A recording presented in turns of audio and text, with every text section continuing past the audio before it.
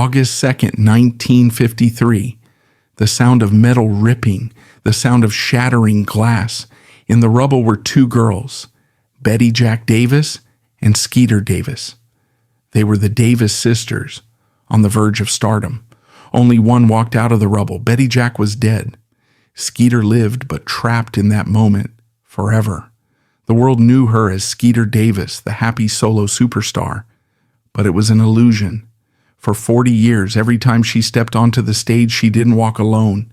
She carried the ghost of Betty Jack with her. Her perfect breakup ballads? They weren't about lost love. They were confessions of a survivor. This wasn't a story of success. It was a story of tragedy and the woman who spent her life singing for her fallen friend. This is a story of two paths, born of the same hard earth, destined to collide. Our first path begins in the heart of the coalfields. Betty Jack Davis was born on March 4th, 1932, in Corbin, Kentucky. She was the youngest of 5 children. Her father was a construction worker and, like almost every man in Corbin, a coal miner. Her mother, a homemaker, sang the old gospel ballads, songs of redemption and hardship that echoed off the hills. Betty Jack's childhood was not just poor, it was a daily grinding struggle for survival. This was the Great Depression in Appalachia, a place of profound, inescapable generational lack. This wasn't a temporary downturn. It was a permanent state of being. From the age of 8, she was already engaged in labor, helping her family in any way she could. There was no childhood in the modern sense. There was only work, coal dust, and scripture. This is her first wound, poverty. But this poverty did not make her weary. It did not make her resilient. It made her fiery. It forged a defiant anger in her. It lit a fuse. This is the forge that created what country music historians perfectly describe as her vocal roughness. Betty Jack's voice was not pretty. In an era of smooth, crooning girl singers, her voice was an anomaly. It was a sassy, tough instrument, born from the need to be heard over the noise of a crowded, struggling home. It was a sound of defiance, of escape. It wasn't the voice of an angel. It was the voice of a survivor who was clawing her way out. This poverty also instilled in her a second driving obsession, a desperate, non-negotiable need for financial independence. She looked at the lives of her mother and the other women of Corbin. Women defined by their husbands, trapped by the mines, their hands raw from lye soap and laundry. She vowed to get out. Her ambition wasn't just for fame, it was for autonomy. She was not going to be a miner's wife waiting by the company store, forever in debt to the company man. This drive, this fire, immediately slammed into her second wound: gender roles. Her father, a conservative man of the mountains, saw her ambition not just as foolish, but as a threat to the natural order. He was pushing her toward ladylike jobs, sewing, clerking, working the register. That was a woman's proper work, a public stage, singing in bars, and honky-tonks that was for fallen women. That was for honky-tonk angels. So from a young age, Betty Jack was at war. A war on 2 fronts, against the poverty that surrounded her and against the patriarchy that tried to cage her. Her tough woman persona wasn't an act. It was her armor, welded into place by conflict. She was the leader, the fiery one, the one who did the talking and the fighting. She was a hillbilly singer, tough and raw, biding her time, looking for a partner who could help her break out. She found that partner in a high school classroom. Our second path begins just up the road in Dry Ridge, Kentucky. Mary Frances Pennock was born on December 30th, 1931. The world would one day know her as Skeeter. Her story is a perfect, haunting mirror of Betty Jack's, but with one devastating dark twist. She was also the youngest, one of 7 children. Her family was also desperately crushingly poor. She too dreamed of singing, and she too was told that her musical ambitions were unladylike. On the surface, she and Betty Jack were identical. But when Skeeter was young, a catastrophic event happened. An event so profound it would define her entire psychology and become the real wound of her life. Her grandfather was murdered. And in a small, conservative religious town like Dry Ridge in the 1940s, this was not a stranger. This was not a random act of violence. The man convicted of the killing was her mother's own cousin. It was a violent, internal, family-destroying scandal. It was a poison that seeped into the ground. In a town where reputation was the only currency, the Pinnock family was now marked. It was a stain of guilt and shame that covered the entire family, forever. They were the tainted ones. This is the secret key to Skeeter Davis. Her wound was not just poverty, it was shame, a deep, profound, and public family shame. And so her compensation was not fiery defiance like Betty Jack's. Betty Jack fought the world by being louder. Skeeter fought the world by disappearing. Her compensation was to build a mask. She created the cheerful facade. Skeeter's bubbly, almost childlike, cheerful personality, the one the world would later fall in love with, was not a personality. It was an armor. It was a desperate, calculated, and brilliant defense mechanism.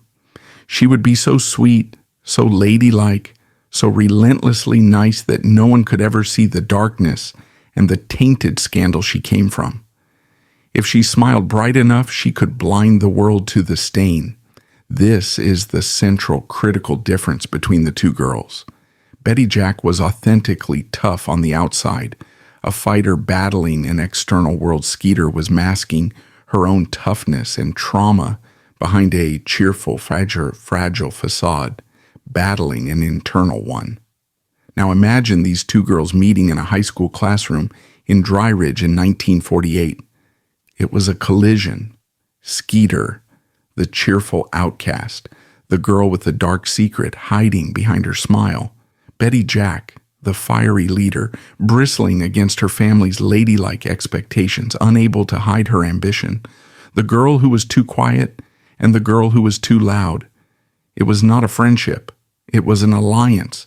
They became, as they would later say, sisters by heart. They were the only two people in their world who truly understood each other. They were both prisoners of Kentucky, just in different cells. Skeeter, the cheerful mask, was drawn to Betty Jack's fiery, tough authenticity. Betty Jack was everything Skeeter was terrified to be: outspoken, defiant, and seemingly fearless.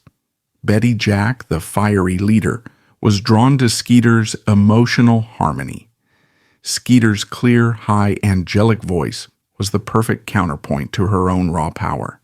It was the vulnerability she couldn't show. Betty Jack was the lead. Skeeter was the harmony. Betty Jack was the fire. Skeeter was the heart. They began singing together. They called themselves the Davis sisters. Why Davis? Because it was Betty Jack's last name. The act itself was a profound psychological statement. Betty Jack was the leader, and Skeeter, the one hiding her tainted family name of Pinnock, was happy to be in essence adopted. She was reborn, shedding her shame and taking on the fiery identity of her new sister. Their early career was a grind. They hustled for spots on local radio in Lexington. They were too country for the pop radio. They were a female duo, which the male-dominated industry mocked as a gimmick. They were told repeatedly, "Go home and get married." But they were determined. They worked side by side as waitresses at the TP drive-in to pay the bills, pooling their tips for bus fare to auditions. This was not a hobby. This was a fight to prove female viability. A fight to prove that two girls from the hills could be more than just a novelty act. And in 1952, their raw determination paid off. They got their shot. They were discovered by Chet Atkins, the legendary producer at RCA Victor, a man who would become Mr. Guitar. He wasn't looking for another pretty, polished voice. He heard their unique, raw, sassy blend, that fire and heart, and he knew it was the future. He signed them to RCA Victor. They were in. They were in Nashville. They had escaped Kentucky. They had escaped the ladylike trap. They had escaped the mines, the farms, and the shame. They were on the verge of superstardom. The year is 1952, and the Davis sisters have arrived in Nashville. This was not a red carpet arrival. There were no flashing bulbs, no welcoming committees from the Grand Ole Opry. This was not the modern-day arrival of polished, packaged stars, managed and marketed into perfection. This was an invasion. Imagine the scene. Two girls barely out of their teens, driving into the very center of the Good Old Boys Club in a borrowed car, with everything they owned in cardboard suitcases. Two hillbilly girls, as the industry would have called them, straight from the red clay backwoods of Dry Ridge, Kentucky. They were outsiders in the insulated patriarchal world of 1950s country music. This was the original sin. They hadn't paid their dues in the correct way.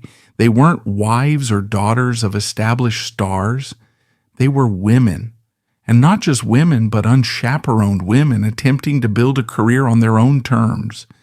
In a town where women were relegated to the roles of girl singer for a male star's band or the long-suffering wife, two women striking out on their own was not just novel, it was suspicious. They were a gimmick duo. The industry was built on the solo male star.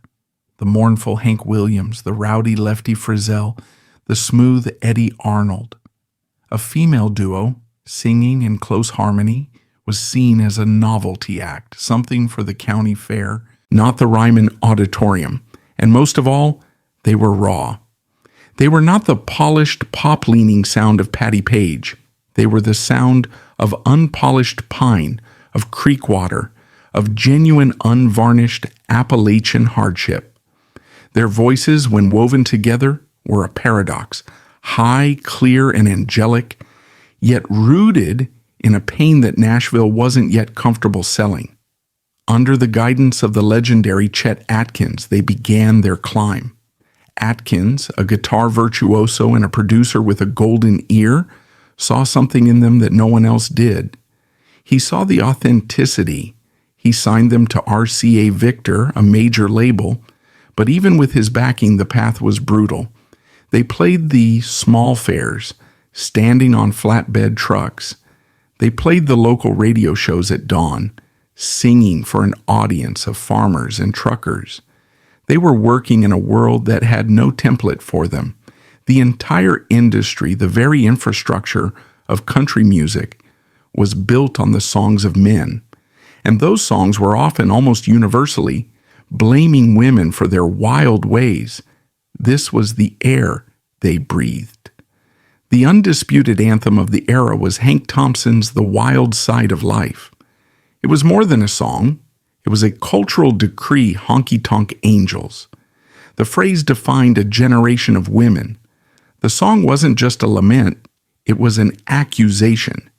It laid the blame for a broken heart, for sin, for the wild side of life, squarely at the feet of the woman. She was the temptress, the fallen one, the one who could never be redeemed into the sacred role of a wife. This was the gospel, and the Good Old Boys Club sang it loud. Then the unthinkable happened. A 33-year-old homemaker, a mother who had been singing professionally for nearly 2 decades with almost no success, reluctantly recorded an answer song. Her name was Kitty Wells. The song was titled It Wasn't God Who Made Honky-Tonk Angels. It was a cultural atom bomb. She was so convinced the song was sinful, so sure it would end her career and bring shame upon her family, that she only recorded it for the extra $125 union session fee. She didn't even expect them to release it, but they did. And in that moment, the entire gender dynamic of popular music cracked wide open. For the first time, from a woman's voice, the blame was aimed back. The song argues with devastating clarity that for every honky-tonk angel, there was a man who led her there. It was a revolution set to a waltz. The song was banned by the Grand Ole Opry. It was denounced from pulpits, and it became the first solo song by a female artist in the history of the Billboard charts to ever hit #1. The dam was broken. And RCA Victor, seeing the floodwaters of this new female consciousness and the tidal wave of cash rising, wanted in. They looked at their roster. They needed their own female response song. They needed their own Kitty Wells. But they wanted something different. Kitty's song was a mournful, righteous defense. RCA wanted a counterattack. They looked at their roster. Who did they have that was sassy? Who did they have that was tough? Who was fiery enough to sing such a thing? Their gaze fell upon the two hillbilly girls from Kentucky, the outsiders, the raw ones, the Davis sisters. They were handed a song written by a male songwriter named Cecil Null, titled I Forgot More Than You'll Ever Know. On the surface, it's a standard cheating song, a dime-a-dozen tune from the Nashville songmills. But the lyrics, in the cultural context of 1952, in the immediate aftermath of Kitty Wells, were pure, uncut defiance. This was not a please don't leave me ballad. This was not a why was I unfaithful lament. The song's setup is simple. The man, who clearly left the woman for someone new, has now come crawling back, full of regret. And the woman doesn't just reject him. She doesn't just cry. She humiliates him. That's fine. Goodbye. The casual, breezy dismissal. It's a lyrical slap in the face. But the chorus is where the execution takes place. It is a song of total chilling contempt. It's an anthem of emotional superiority. The subtext is devastating. It's not please don't leave me. It's not even I'm sad you left. It's you're pathetic. You're so insignificant that I have already forgotten the intimate details of our life together. The things you think are so important about yourself, they are so trivial to me. I've already erased them, and I'm already over you. Now imagine this song, this weapon, being handed to our two survivors. For Betty Jack Davis, this was not a song. This was a battle cry. Betty Jack was the fiery, tough leader. She was the one who did the talking.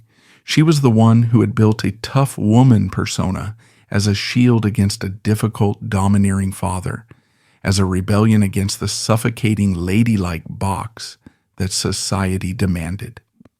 This song was the tough woman persona now given a national platform. This was her voice. This was the sassy defiance she lived every day. In the studio, she grabbed the lead vocal with a sassy, almost gleeful confidence. She wasn't just singing the lyrics, she was relishing them. This was vindication. But for Skeeter, this was terrifying. This song, this immoral song, was her wound. Skeeter's entire life was built around a cheerful mask, a desperate, smiling performance of niceness. Her family back home was haunted by a stigma, a local fallen woman scandal that had made her, Mary Frances Pinnock, obsessed with public image, with being respectable. And now this. This was a honky-tonk song. This was the exact kind of low-class music her conservative family and her own cheerful mask was built to avoid. It was unladylike. It was scandalous. To sing this song was to become the honky-tonk angel that Hank Thompson had warned the world about. It was to invite the very shame she had spent her entire life running from. And here in the studio, Betty Jack, her sister by heart, was asking her to not just sing on it, but to sing the lead harmony, to add her voice, her angelic, pure voice, to a song that was pure scandal. This was the ultimate test the stigma versus the alliance, the wound versus the bond. On August 2nd, 1953, it was a Saturday night. The duo was at the absolute undisputed peak of their success. I Forgot More Than You'll Ever Know was sitting at number 1 on the charts. At that very moment, they had just performed a triumphant show at the Capitol Theater in Wheeling, West Virginia, headlining the legendary Wheeling Jamboree. The applause was still ringing in their ears. The adrenaline was still coursing through them. They were invincible. They were 21 and 22, and they were the number 1 act in the nation. The world was theirs. They did what they always did. They got in their car to make the long, dark drive back home to Kentucky. There were no tour buses, no drivers, just them.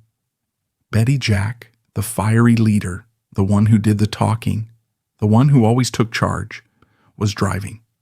Skeeter, the cheerful harmony, the quiet one, was in the passenger seat.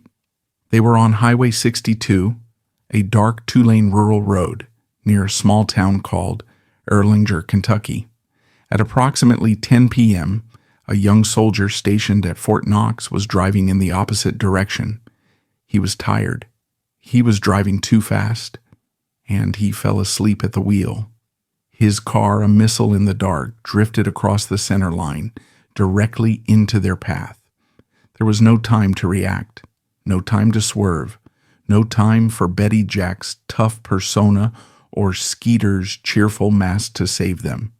The impact was catastrophic. The front ends of both cars disintegrated. The sound, residents would later report, was like a bomb exploding in the night.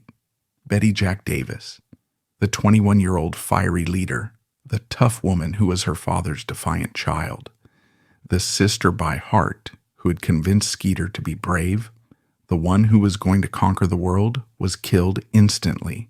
Skeeter survived. She was pulled from the mangled wreckage by the first responders, who arrived to a scene of absolute horror. She was shattered. She was, in the clinical language of the reports, barely clinging to life. Her arms were broken. Her legs were broken.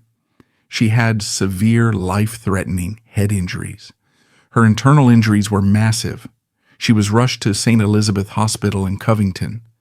She was, as the reports state, in a coma, unconscious, suspended between the world she knew and the one that had just been torn away. Everything that came before, the poverty that forged her, the ladylike expectations she fought, the stigma of the family shame that haunted her, all of it was merely the prelude. It was the kindling. This was the big bang of her psychological trauma, the single violent point in time from which all of her future pain, all of her fear, all of her instability, and all of her art would radiate.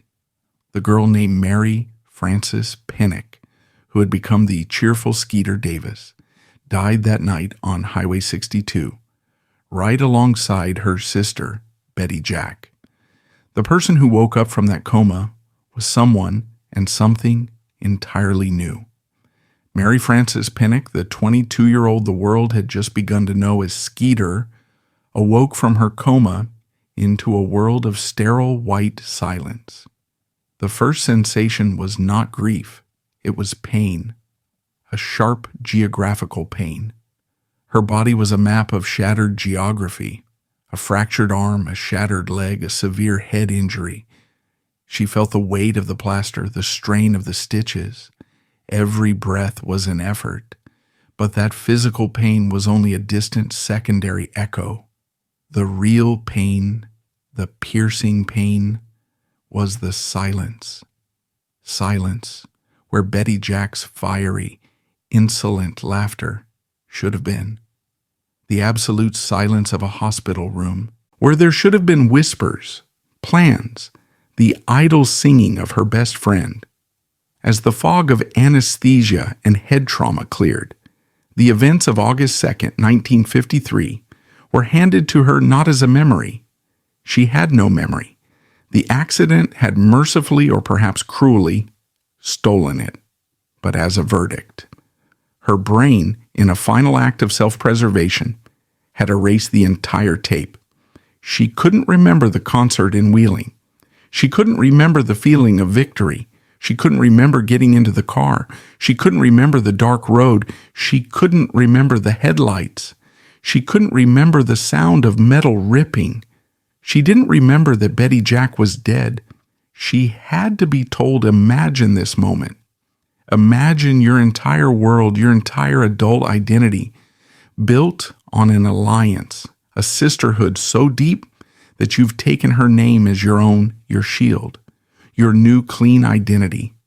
And then you wake up, broken and in pain, and a doctor, or your mother, has to bend down and tell you that the other half of your soul, the reason for your existence, is gone. This is the birth of the ghost duet. The world hasn't ended, but for Skeeter, it has. For Skeeter, the cheerful girl from Dry Ridge, this is more than just the death of a friend. It was the death of everything. It was the death of her sister from the heart, the fiery, tough leader who had been her shield against the world, against her father, against proper expectations. It was the death of her new, clean identity. She was no longer a Davis sister. She was just Mary Frances Pennock again, the unclean girl, the girl from the family with the murder scandal. The shame she had run from all her life had returned, and it had found her. And now she was something worse. She was the one who had lived. This was the moment the wound of her childhood shame and the wound of the accident guilt merged into a single toxic psychological prison. Shame whispered, "You see? You brought bad luck. You brought your family's taint to her, and it killed her." Guilt screamed, "You killed her. You were in the car. Why are you alive?" Her happy mask, the armor she had constructed to hide her family's dark past, was now called upon for an impossible new task. It was no longer just a mask. It was a straitjacket. It was the only thing keeping her from falling apart as her survivor's guilt began to consume her. The irrational, toxic questions began. Questions that would haunt her for the next 51 years. Why her and not me? Why was she driving? Why was I the one spared? The two parallel paths have diverged violently. Betty Jack, the fiery leader, is now laid to rest. Frozen in time, forever 21, forever a tragic legend of what if. Skeeter, the cheerful harmony singer, is now condemned to a life of pain. She is no longer Mary Frances Pennock. She is no longer even a Davis sister. She is just someone who lived. The physical recovery was brutal. Almost a year in hospitals, of surgeries, of learning to walk again. Doctors had to put bones back together. She was shattered. But her hard, resilient core, the one she hid behind her smile, was at war with itself. She did the only thing that made sense to someone in such pain. She gave up. In 1954, after leaving the hospital, barely able to walk, she returned to Dry Ridge, Kentucky, back to the home she had fought to escape. She did what her father had always wanted her to do. She got a proper job. She worked as a waitress at the local diner. It was the job she and Betty Jack had taken together to save money, to plan, to escape. Now it was a punishment. Every plate she cleared, every cup of coffee she poured was an act of atonement. It was a retreat into the normal life she had, for a brief year, tried to escape. She had given up music. It was too painful, she said, to sing harmony, to even hear a harmony, was to hear a ghost. Just hearing two voices blending on the radio was enough to make her collapse. The Davis sisters were dead, and she intended for the other half to die with them, but the world wouldn't let her go. The machine she and Betty Jack had started was still running. While Skeeter was in a coma, I Forgot More Than You'll Ever Know became a phenomenon. It was a million-selling hit, topping the charts for 8 weeks, RCA Victor. The record label had a superstar duo on their hands, and now half was dead and the other half was hiding in Kentucky serving coffee. It was a business problem. And then there was Betty Jack's mother, the woman who had just lost her fiery, ambitious daughter. The pressure was on. It was coming from both sides, crushing Skeeter in the middle. From the label, from RCA, from Chet Atkins. You can't stop. You have a contract. The public loves you. It's a tragedy, yes, but it's a story. From the family, from Betty Jack's heartbroken mother, you have to keep singing. You have to do it for Betty. Don't let her dream die. You're the only one who can keep her voice alive. This is the lie. This is the core of the tragedy. Skeeter's return to music is not an act of ambition. It's an act of enlistment. She is being asked, no, ordered to honor her dead friend's memory by replacing her. She is being told that the only way to redeem herself, the only way to honor Betty, is to step into the spotlight Betty Jack craved, sing the songs they sang together, and do it alone. She was condemned to a life of singing with a ghost. In 1954, under this unbearable psychological weight, she relented. She agreed to return to Nashville. She agreed to become Skeeter Davis, but she was no longer Mary Frances Pinnock, and she was no longer a Davis sister. She was a product, a tragic, unique, commercially attractive product. RCA, with Chet Atkins at the helm, didn't know what to do with her. How do you market a survivor? How do you package this kind of profound public tragedy? Their first attempts were, in short, a failure. Her first solo single in 1954 was "He Left His Heart With Me." It was a small song. It barely made a ripple. The public was confused. This was not the Davis sisters. This was a lone, lonely voice trying to sound cheerful. It was thin. The happy mask that had served her as a teenager, concealing her family's shame, now sounded hollow and creepy. How could this woman who had just survived one of the most famous tragedies in country music history sing a simple, upbeat song? The public recoiled. The happy facade was betraying her. RCA, in a pragmatic and perhaps cruel move, attempted to remind the public of what they had lost. In 1955, they asked her to re-record "I Forgot More Than You'll Ever Know," this time as a solo artist. It was a breathtakingly dark moment. Imagine this. She was forced into the studio, stood alone in front of the microphone, and sang the exact song that made her and Betty Jack famous. The song that was essentially the anthem of their dead partnership. She had to sing her dead friend's fiery lead and then sing her own harmony over it. She was literally forced by her record label to become a ghostly duet. The record was a moderate hit, peaking at number 5. But it wasn't a new success. It was a success born of nostalgia and tragedy. It was a grief purchase. For the next 4 years, this was her life. She was trapped in a post-crash wilderness. She was the forgotten survivor of the duo. She would release singles. They were small. "The One You Slip Around With" reached number 6 in 1959, but these weren't the chart-topping hits the industry, or Skeeter, needed. She wasn't a star. She was a tragedy. She was a passed out at 25. The parallel tracks continued. Betty Jack, the ghost, was now a tragic, perfect memory, a myth of what if. Skeeter, the survivor, is a living, breathing failure. She is living a lie. She is a woman hiding hidden depression and inner turmoil behind a happy mask, now bolted into place. She must be happy. To be anything else, angry, sad herself, would be to admit guilt. Her happy persona is no longer a defense mechanism. It is her prison. She is a walking, smiling ghost, haunted by the ghostly legacy of the friend whose life she is living. And she is alone. The industry is not kind to forgotten survivors. It is not kind to one-hit wonders whose partner is dead. She was a woman alone in a male-dominated industry that treated her with gender bias. She was a curiosity, a sad story. She needed an anchor. In 1959, she got one, a professional anchor. The Grand Ole Opry, the home of country music, the organization she and Betty Jack had just been invited to join before the accident, had made a decision. They voted to make Skeeter Davis a full lifetime member. It wasn't a commercial decision. Her records weren't selling. It was a human decision. The Opry, in its own way, adopted her.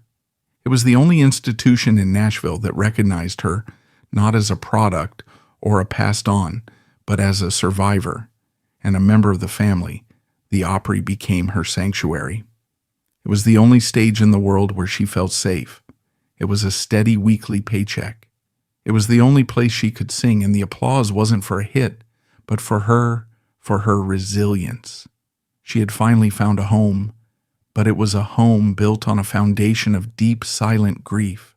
A professional sanctuary wasn't enough. She needed a personal refuge, and this is where tragedy piled up. In 1960, just as her forgotten decade was coming to a close, she married a man she hoped would be her savior. He was not Gene Davis. That man never existed. Her husband was the famous, powerful, charismatic Nashville radio DJ Ralph Emery. This was not a momentous, life-saving event. It was a public, famous, and brutal disaster. This marriage was not a docking act. It was a second prison. Emery, according to Skeeter herself later in her tell-all autobiography, Bus Fare to Kentucky, was controlling, jealous, and abusive. He was the biggest voice in Nashville, a kingmaker, and he wanted control of the small, damaged star he had married. Her happy mask, the mask she wore for the Opry, the mask she wore for RCA Victor, was now required not only for public consumption, but also as a desperate 24/7 defense mechanism in her own home. This was her new split personality facade. By day, she was Skeeter Davis, the happy mainstay of the Opry, singing harmonies with a ghost. By night, she was Mrs. Ralph Emery, a wife trapped in a chaotic, deeply unhappy reality, allegedly suffering psychological and physical torment. The prison was now complete. She was trapped by the ghost of her dead friend and trapped by the man who was supposed to protect her. She was in her early 30s. Her career was over. Her marriage was a nightmare. She was on the verge of being fired by RCA. The ghost, it seemed, had won.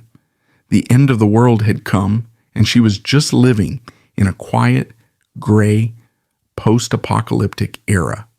And it was in that moment, at her lowest point in 1962, that she was called into RCA Victor Studio B.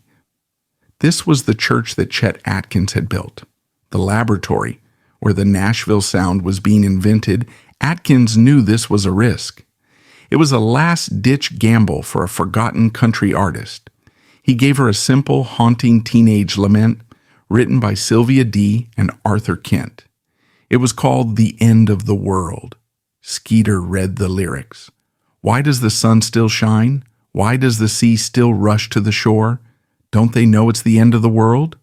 And the happy mask, in a brief 3-minute recording, finally, ominously, shattered.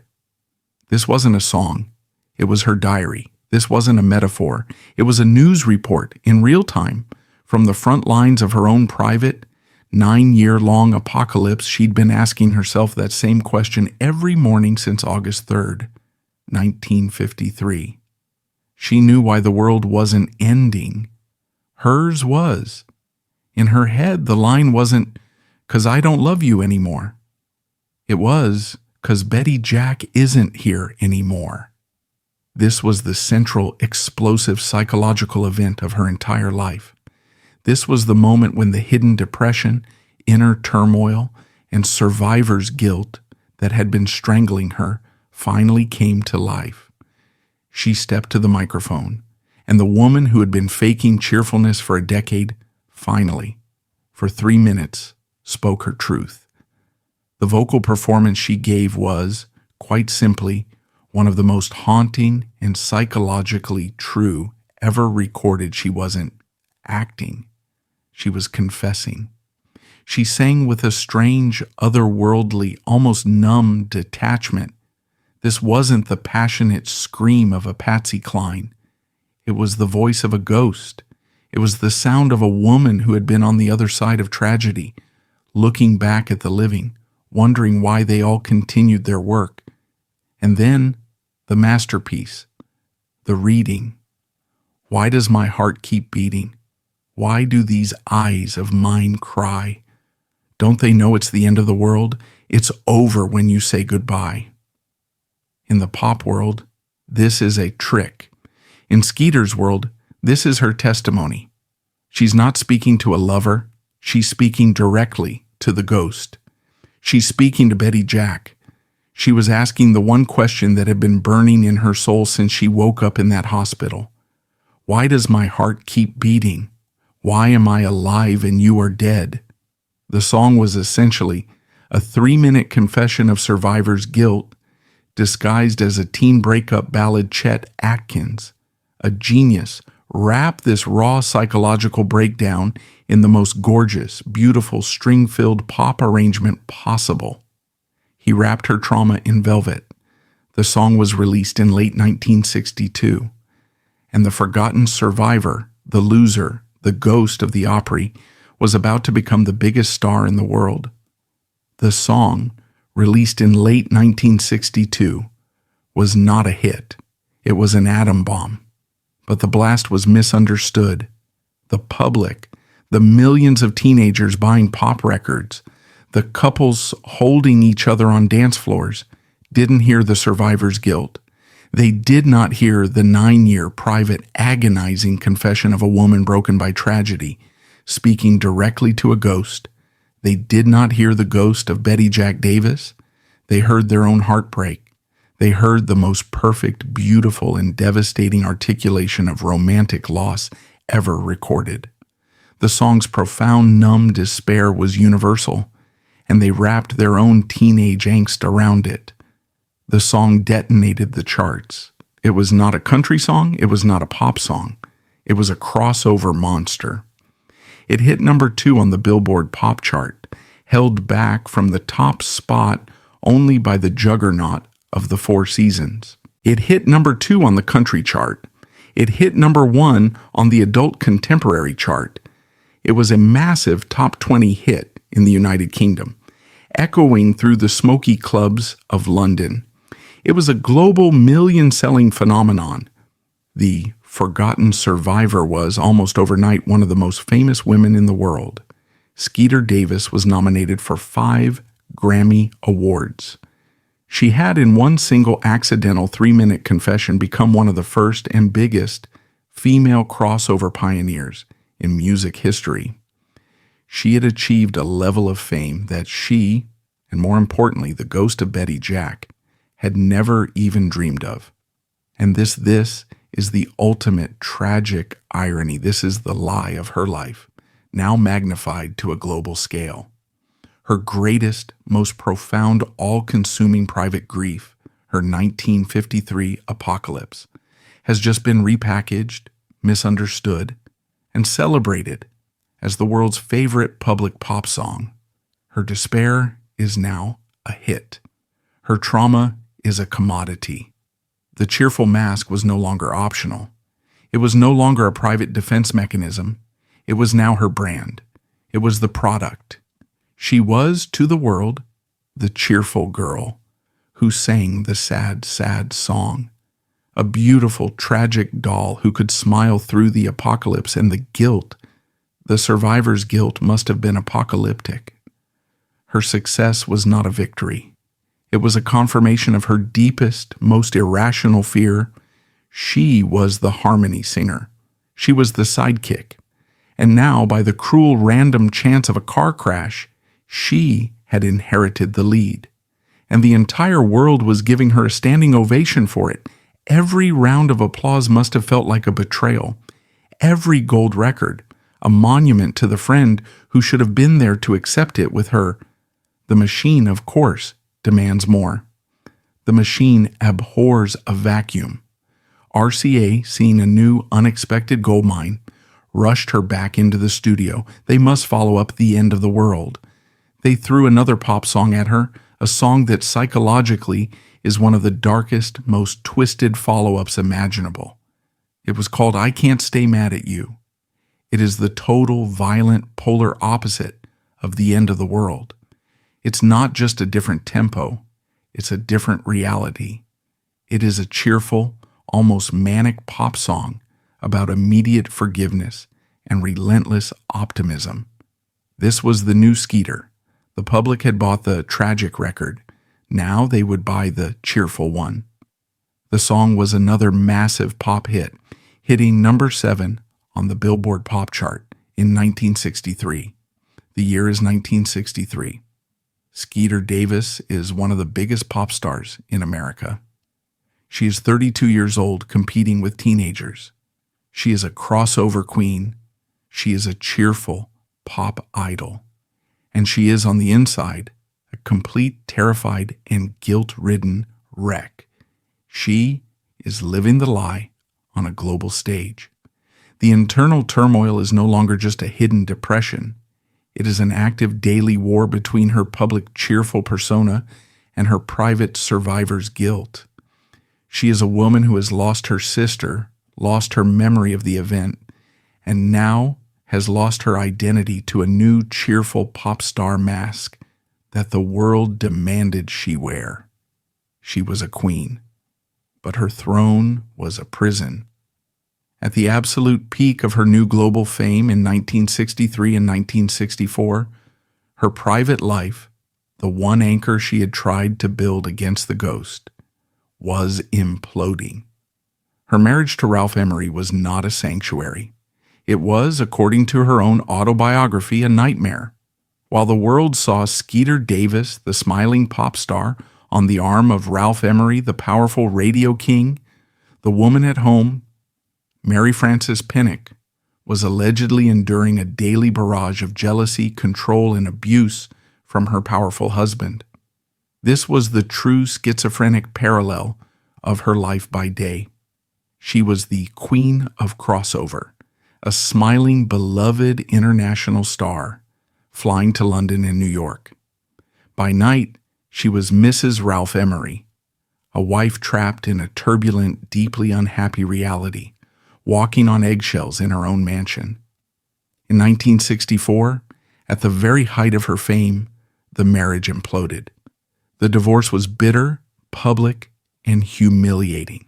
The king of Nashville radio and the queen of crossover pop, tearing each other apart in the public record. She was now, at 33, truly alone. The crash in 1953 had taken her sister, her female shield. The divorce in 1964 had taken her husband, her male protector. She was, in the most literal and public way, the queen of heartbreak. And then, just as she was left with nothing but her crown, the world moved on. By 1965, the pop hits began to decline. The British invasion, the Beatles, the Rolling Stones had arrived, and the world changed. The sound, the look, the attitude, everything was different. The cheerful pop of Skeeter Davis and I Can't Stay Mad at You suddenly sounded dated, like a relic from a bygone, innocent era. The lush, orchestrated Nashville sound that Chet Atkins had perfected was rendered obsolete by the raw, driving Rickenbacker guitars. She is in the pop world labeled a one-hit wonder, the girl who sang that one sad song. Divorced and professionally adrift, she retreats. Where does she go? She goes to the only true home she has ever had, the one place that loved her before she was a pop star and would love her long after she retreats back to the Grand Ole Opry. But she is not the same woman who left. She is not the forgotten survivor of 1961. Grateful for a spot on the show, she is a global superstar. She has had #1 pop hits. She has seen the world. She has money, power, and Grammy nominations. She is, in a word, empowered. She is no longer the scared girl from Dry Ridge. She is a 40-year-old woman who has survived a fatal crash, a decade of failure, a global spotlight, and a humiliating public divorce from one of the most powerful men in town. She has, in short, nothing left to lose. And the cheerful mask, the one she has worn for 20 years, is still on, but it is brittle. It is starting to crack the other side of her, the tough woman underneath. The one born from the 1940s family scandal, the one who survived the 1953 crash, the one who endured the decade of failure, the one who had just survived that divorce, is starting to show this is the key to the final act. She is not the ladylike doll the Opry wants her to be. She is a rebel. She has opinions, strong ones. She is a cheerful rebel. She has spent her entire life since she was a girl in Dry Ridge, terrified of public image, terrified of scandal, terrified of being unladylike. And the pressure of holding that mask in place for 25 years is building. And in 1973, in the one place she felt safest, in her home, the mask doesn't just crack, it explodes. The date is December 15th, 1973. It's her weekly performance at the Grand Ole Opry. The nation is in the grip of the Watergate scandal, the bitter end of the Vietnam War. The counterculture is in full swing, and Nashville is tense. Skeeter, a devout, born-again Christian herself, reportedly looks out at the Opry crowd and sees police arresting a group of Jesus people, young, long-haired evangelists who were in the audience. And she snaps. The 25-year dam of silence breaks. She walks up to the microphone in her cheerful dress, in her ladylike persona, and she does not rant about hippies. She does not dedicate her song to the police. She does the opposite. She goes on a political outburst, publicly and loudly criticizing the Nashville police for arresting the Christian group. "This is your police department," she reportedly yelled, angry that they were being harassed for their faith simply because they looked different. We must understand what this is. This is not a political comment. This is a psychological breakdown. This is the explosion of her tough woman persona. This is the cheerful woman, the one obsessed with public image and ladylike behavior, the one who has been holding her tongue since the 1940s finally, losing control. In that moment, Skeeter's cheerful mask shattered, and from underneath, the spirit of Betty Jack emerged. This was the fiery, tough, unladylike Betty. This was the woman who had fought her father in the industry. This was the woman who would have sung "I Forgot More Than You'll Ever Know" with defiant glee. For the first time in 20 years, Skeeter wasn't singing harmony. She was roaring. She is 42 years old. She has been holding this in for decades. And the Opry, her sanctuary, her home, the family that adopted her, they react with predictable corporate horror. This is the Grand Ole Opry. It is the most conservative, apolitical institution in town. You do not talk politics, you do not have an outburst, and you certainly do not criticize the local police from its stage. Skeeter had committed the ultimate mortal sin. She was an outspoken woman. She had been unladylike in the most public, unforgivable way possible. The Opry management did not just warn her, they suspended her. She was banned indefinitely. She was, in effect, excommunicated. The crash in 1953 took her soul. The divorce in 1964 took her personal life. The Opry suspension in 1973 took her home. This was the ultimate public rejection. It was the realization of her deepest childhood wound, the one from the 1940s. It was the final devastating public scandal she had spent her entire life trying to avoid. The tainted girl from Dry Ridge, the one who had built a cheerful fortress to protect her public image, was once again a public outsider. She had finally spoken her mind, and her family had disowned her for it. She was, in that single devastating year, banished from her own kingdom. The suspension lasted for well over a year, an eternity. That long period of her exile were, by all accounts, a dark, lost time. She was in Opry purgatory, but in 1975, after public outcry and, one assumes, private apologies, she was quietly reinstated. The cheerful rebel did not return. The woman who came back was humbled. She was forgiven, and the cheerful mask was put back on. This time, it was not the bright, naive mask of her youth. It was a fragile, knowing, almost brittle smile. It was the smile of a woman who knew now that her home was conditional. It was the smile of a woman who had been taught once and for all to behave, and for the next decade, she behaved. She was a dutiful daughter of the Opry, a forgotten pioneer. She was once again defined by her ghost. She was the survivor of the Davis sisters, the woman who sang The End of the World.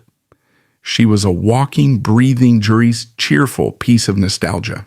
Her career was no longer about ambition. It was about atonement. Atonement, simply, for living. But this 50-year cheerful performance, this ghost duet, was about to cost her the one last thing she had left. The 1980s were the long, slow, quiet fade. The cheerful rebel of 1973, the woman who had roared at the police from the Opry stage, was gone. She had been humbled, brought to heel by the Opry's long banishment. The woman who returned was once again the dutiful daughter. The crossover hits were a distant memory, artifacts from another lifetime. The pop star was gone. The Beatles, new wave punk, and now MTV had made her lush, orchestral Nashville sound seem like a relic from a black and white past. Her compensation for this loss of commercial relevance was to become the perfect Opry member. She became a workhorse, a pillar of the institution that had exiled her. She showed up every week for years. She was now in the final stage of her career, the forgotten pioneer. She was Skeeter Davis, the Opry staple. It was a title of deep respect and total commercial irrelevance. She was once again defined by her ghost. To the adoring Opry audience, she was not a complex, rebellious, Grammy-nominated crossover pioneer. She was the survivor of the Davis sisters, the woman who sang The End of the World. She was a walking, breathing, cowing, cheerful piece of nostalgia. They applauded the memory, the tragedy, the survival, and the ghost duet continued. She was still, in her heart, singing for Betty. Her career was no longer about ambition. It was about atonement. She was the queen of heartbreak, and her personal life reflected it. After the traumatic, public, and humiliating divorce from Ralph Emery in 1964, she had remained single for more than 20 years. She was alone. Think of that. 20 years of walking off the stage, away from the applause, and going home alone. The industry had seen her as a curiosity, then a star, then a pariah, and now a living legend. But she was a legend who went home alone. The cheerful mask had cost her intimacy. The ghost had left no room for anyone else. How could a living man compete with a perfect 21-year-old phantom? How could anyone get past the smiling, professional, impenetrable wall she had built to survive? She was a star, but she was profoundly, achingly lonely. She needed an anchor, not a ghost, not an institution, a person. And then in 1987, she found one. After decades alone, she married Joey Spampinato, a talented musician from the beloved eclectic musician rock band NRBQ. This was in itself a shocking act of rebellion. He was 20 years her junior. This was not a Nashville marriage. This was not a power play. This was not a proper match for an Opry staple. This was a music marriage. It was an act of personal late-in-life rebellion and hope. It was the tough woman of 1973, the cheerful rebel, re-emerging not on a stage, but in her own heart. For a moment, it seemed she had finally broken the curse. She had found a partner who understood the music, who existed outside the toxic Nashville system that had both crowned and crushed her. For a moment, it seemed she had found her anchor at last. And in the 1990s, as she entered her 60s, she would need that anchor. Because the cheerful mask and the tough woman underneath both were about to fail, the final betrayals were about to begin. The first betrayal was internal. In 1988, just a year after her new marriage, she was diagnosed with breast cancer. This was a new, terrifying internal enemy. In the 1940s, the wound was social, the family shame, the tainted girl. In 1953, the wound was external, the catastrophic, violent impact of the car crash. In 1964, the wound was emotional, the psychological warfare of her divorce. In 1973, the wound was professional, the banishment, the public shaming. Now, in 1988, the wound was cellular. Her body was betraying her. This was the ultimate physical manifestation of her survivor's guilt.